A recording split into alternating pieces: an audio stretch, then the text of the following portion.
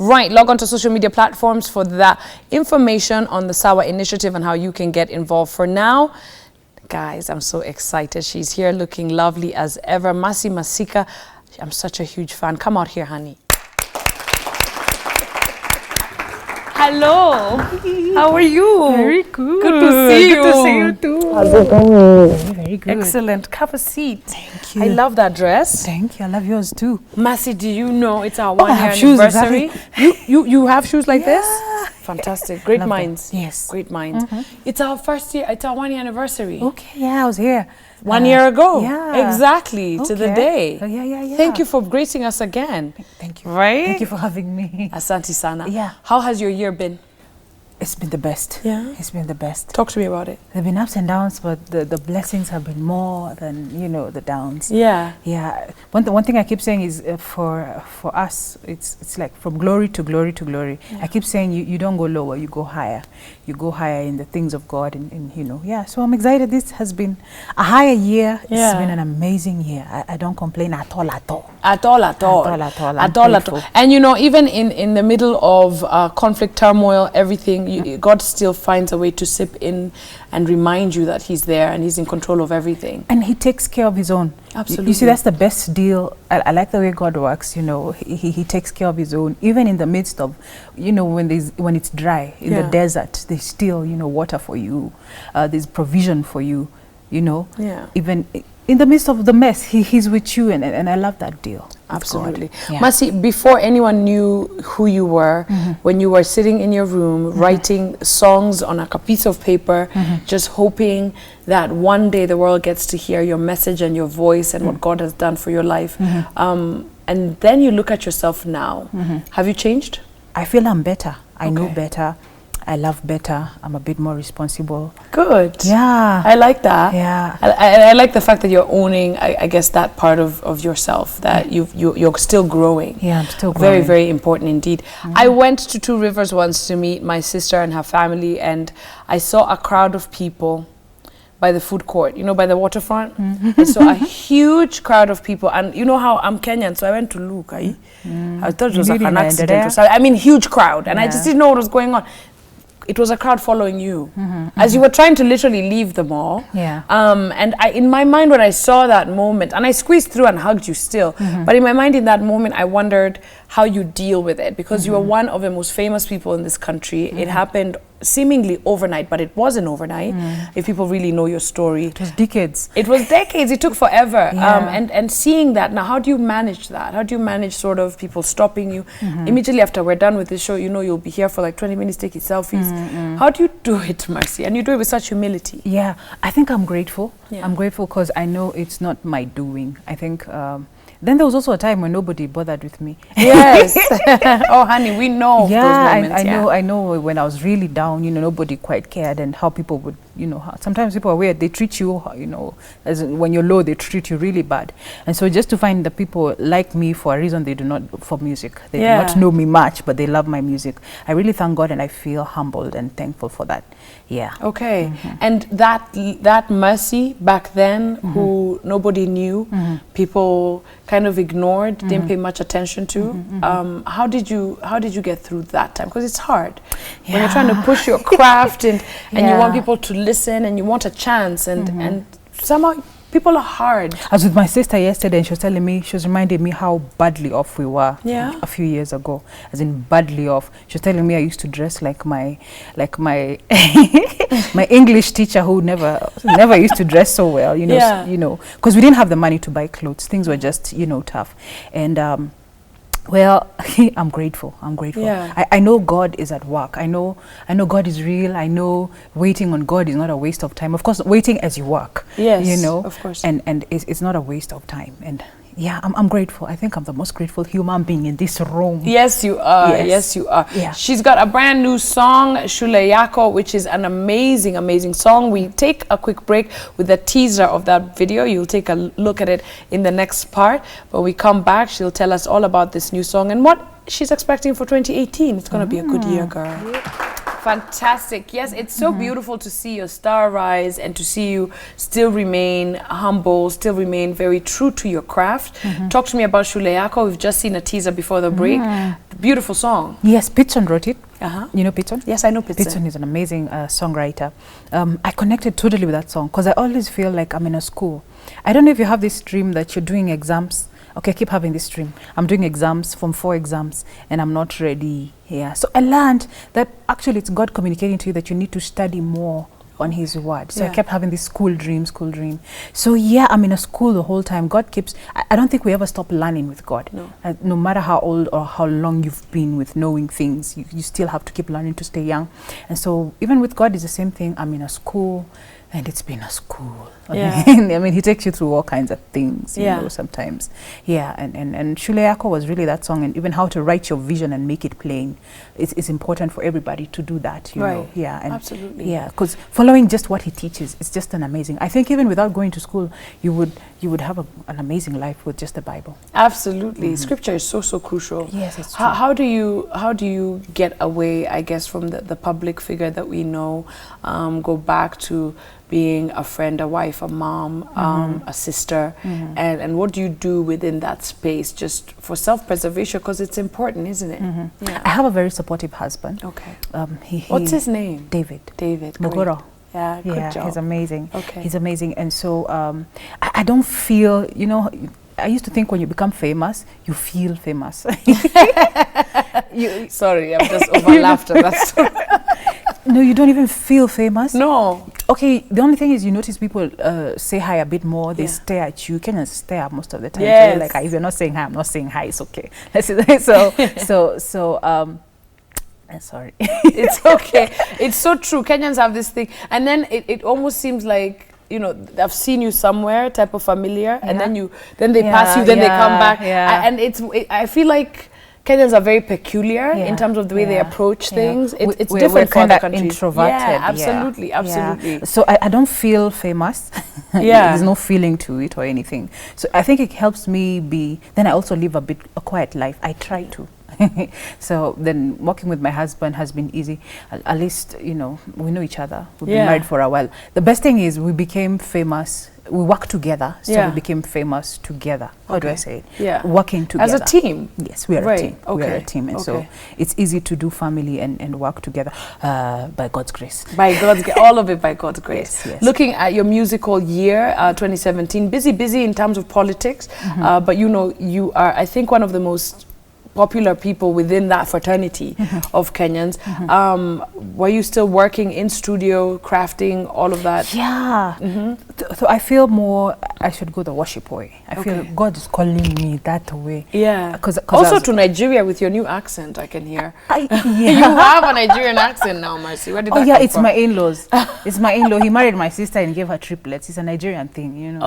Yes. Did I do Nigeria? You've just twice, actually. I like it though. Twice. I enjoyed it. I did. I was in Nigeria. New things coming up. New things, coming up from Nigeria. Actually, we are going to go and do something there next year. Nice. Yeah. Okay. So that's part of it, and also my worship project. I feel that's my next. Yeah. And you know, to go from, I guess, I don't know what to call it, but I guess a regular song, for lack of a better word, into worship is a leap for an artist. Because it's not so much now about the fans or your followership. It's really about remaining true to him, right? That's what it is. It feels, oh my gosh, really, you're going to be with me. It's a step of faith. Yeah. It's totally a step of faith, but I feel that's my call, and so I have to obey. Okay, fantastic. UNHCR approached you to create awareness and to even go and experience life as a refugee. We've just had World Refugee Day. Luku rather has just been launched. Talk to me about your role in that. I visited refugees in Kakuma camp. It was amazing. The women, you know, they say it's not, the statistics say 78% of the people in the camps are women. Yes. So me being a woman and a mother, you know, when you see the situation that other women are in, it's very painful. You know, it was very traumatizing for me, because things like rape, it's like almost the whole team of 15 women had been raped. Yeah. many times, you know. The trauma And the trauma is huge, real, and you know, them having kids and struggling through life is really painful. I still feel, you know, I tear up every now and then. And so I felt, you know what, I can do whatever I can. Tell somebody. Yes, give absolutely. whatever you can to support refugees, because the rest of the world is not giving so much to Africa. We have 20 million refugees in Africa, and so we need to, you know, raise funds ourselves. Absolutely. Take care of our own problem. And also recognize that in a matter of hours, it could be you. It could be you. It could be you. It hits you hard, because as with this lady, she's dark like me. Yeah. She has a sense of you know, fashion. Okay, like me. Like you, yes you do, girl. And I'm thinking, this could be me.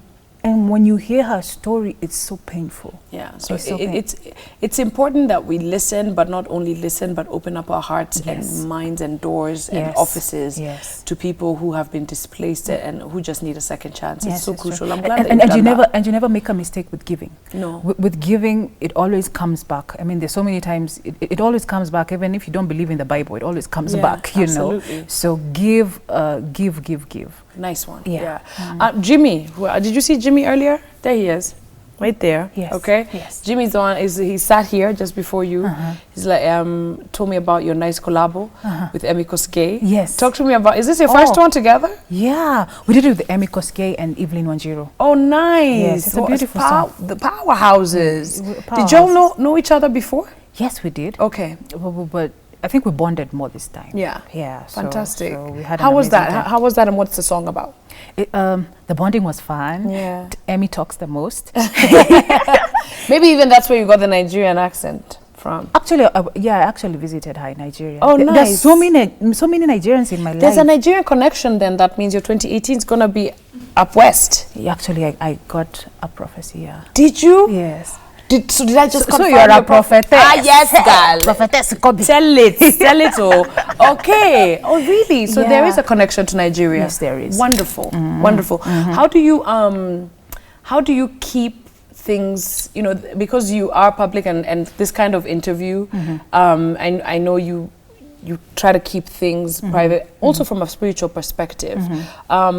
Talk to me a little bit about your spiritual walk and your spiritual discipline and your obedience and how that has allowed you to really remain very true and grounded in terms of your music. Okay. I think the most important thing that I say is you cannot be neutral and be influential. Yeah. What I say is if you're very influential, you either have to be on voodoo or something crazy, Right. or with Jesus extreme. You can't be at the middle. You can't No be, gray area on this yes, one. they'll either lower you on this other side. I was watching Michael Jackson. I mean, it was normal for them because Lisa Marie Presley was talking on Oprah and saying how, you know, for them, she left the marriage because she felt he chose vampires. Yes. Yes. The over dark side. Yes, Yeah. the dark side. So you cannot be influential and be on neutral. They lure you on this side or this other side, the You God pick, side. yeah. And so for me, I think when you get now into the music, okay, this is creepy. When you get into music, really, you realize the devil was a musician. Yeah. And he fights you literally, real stuff that, you know, you'll even get messages, you know, and threatening to kill you, stuff. Because it's really spiritual stuff that we do when we go out there to sing gospel music. Yeah. And so it's either I'm on God's side or the other side. And so I'm made up in my mind, you know, I have to be extreme. And sometimes, you know, the enemy thinks he's bullying you or doing stuff, but it makes you become more stronger in the things of God. That's and so for me, it's important that every day, for the sake, I've seen the enemy try to kill me with an accident. I've seen the enemy try to do things, you know, threaten my life. Yeah. And so it's helped me. It's not my motivation because I love Jesus, you know, for real. Yeah. But he kind of helps you stay focused. Absolutely. Stay on Jesus. Absolutely. Yeah. The way I look at it, Mercy, is in a sense of, you know, devils don't steal from empty houses. You know, the devil has an inkling of what God has in store and what you're going to do in terms of that. He does. And that's why he comes to bother you. And I feel like if the devil's not really bothering you, you You're need to doing reevaluate. Reevaluate. It's true. Right? Reevaluate. It's true. so important. It's so important. Young people look up to you a lot. Today we're talking about identity, earlier with the Sawa initiative. Yes. And a lot of people would like what you have, and it looks very glamorous from the outside. I mean, just look at all this, right? And so And so talk to them about the hard work, the discipline, the Mercy they don't see, who's in studio all odd hours, who has children, a home to keep up. Talk to us about that part of your life. Okay. I think the most important thing is when you know your purpose, that is your camera right there. Jera's got your camera. Yeah, when you know your purpose, and if you do not know your purpose, I tell people, go fasting, pray and fasting. God will reveal it to you. Yeah. And so, because you only find your purpose in God, and when you know your purpose, you go for it. I say it's better to work smart than to work, very hard. Yeah. The people who labor, it's called hustling. Hustling in the dictionary says pushing hard. Yeah. And some other descriptions say hustling is this is so funny. doing About anything. this. I just talked about this earlier. You did? Yeah. You are a prophetess. I'm telling you. I'm telling you. Anyway, yeah. So hustling in some other description says it's doing anything you need to do to get where you're going. Right. And that's wrong. I think work is made to be enjoyed. I enjoy my work. I totally do. When I'm doing photo shoots, I do not do in a hurry. Yeah. I don't like hurry. I totally like to enjoy my work.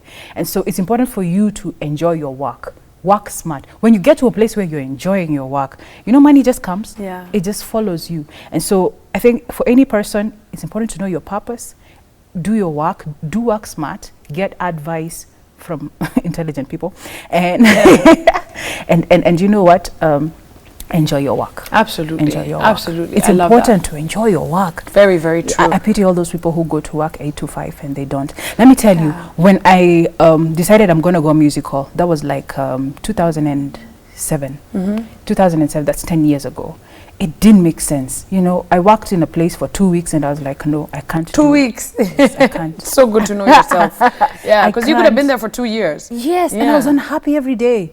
Okay, I don't know. For me, it just didn't work. It just didn't work. And so you were not living in your I'm purpose. going to follow music. Yeah. It looked crazy. I got all kinds of advice, from everybody who is intelligent. But I felt, no, this is what I want to follow. Yeah. And I'm so glad 10 years later, it's paying off. Thank you so much for being here. Give her a hand, everyone. Bye, everybody. Have a great day.